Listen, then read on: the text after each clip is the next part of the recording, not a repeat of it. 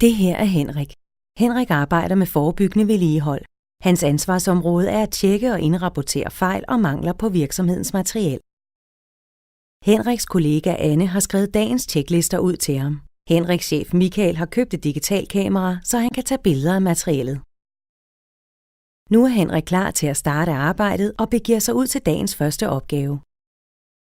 Henrik går i gang med at afkrydse de forskellige målepunkter på skemaet. Et af kontrolpunkterne kræver billeddokumentation, så han er nødt til at tage kameraet op af lommen for at tage et par billeder. Det hele er lidt besværligt, ikke mindst på grund af den begyndende regn, som får Henriks krydser og kommentarer til at flyde ud på papiret. Det her er Anne. Anne sørger for, at Henriks skemaer bliver skrevet ud og lægger klar til ham hver morgen. Anne hjælper også Henrik med at indtaste skemaerne og gemme de billeder, som han tager med digitalkameraet. Henrik kommer ind på kontoret, lægger skema og kamera på bordet og går igen. Anne ser på skemaet og tænker ved sig selv, at den daglige arbejdsgang omkring afrapportering ikke er særlig effektiv. Det her er Michael. Michael er ansvarlig for virksomhedens forebyggende vedligeholdelsesarbejde og skal blandt andet sikre, at dokumentationen tilvejebringes og gøres tilgængelig for interessepersoner i og uden for virksomheden.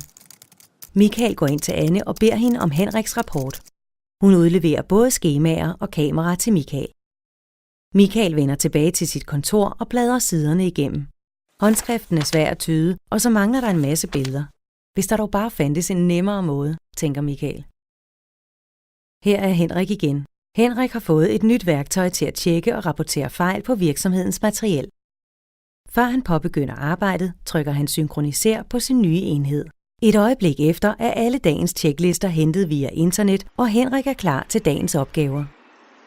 Henrik klikker sig nemt igennem skemaet. Vælger fra lister. Sætter flueben. Indtaster tal og skriver egne kommentarer. Til hvert kontrolpunkt kan Henrik tage lige så mange billeder, han ønsker. Han kan samtidig indtale kommentarer, som senere kan skrives direkte ind i rapporten. Når Henrik har færdiggjort et område, skifter det fra rød til grøn. På den måde er det nemt at se, hvor langt han er nået i dagens arbejde. Når Henrik er færdig med dagens opgaver, sender han de indsamlede data til marketing, enten via det indbyggede 3G-kort eller via virksomhedens trådløse netværk. Umiddelbart efter at Henrik har afsendt sine data, modtager Michael en e-mail med Henriks rapport.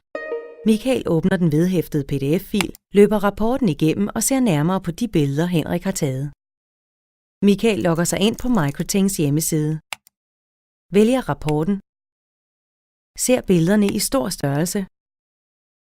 Trykker på lydikonet og afspiller Henriks indtalte kommentarer. Han skriver selv et par linjer i kommentarfeltet og gemmer rapporten.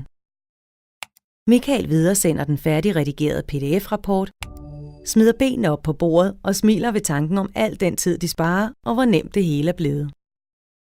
Ring til Microting på 66 11 10 66 og hør mere om, hvordan vi kan hjælpe dig og din virksomhed.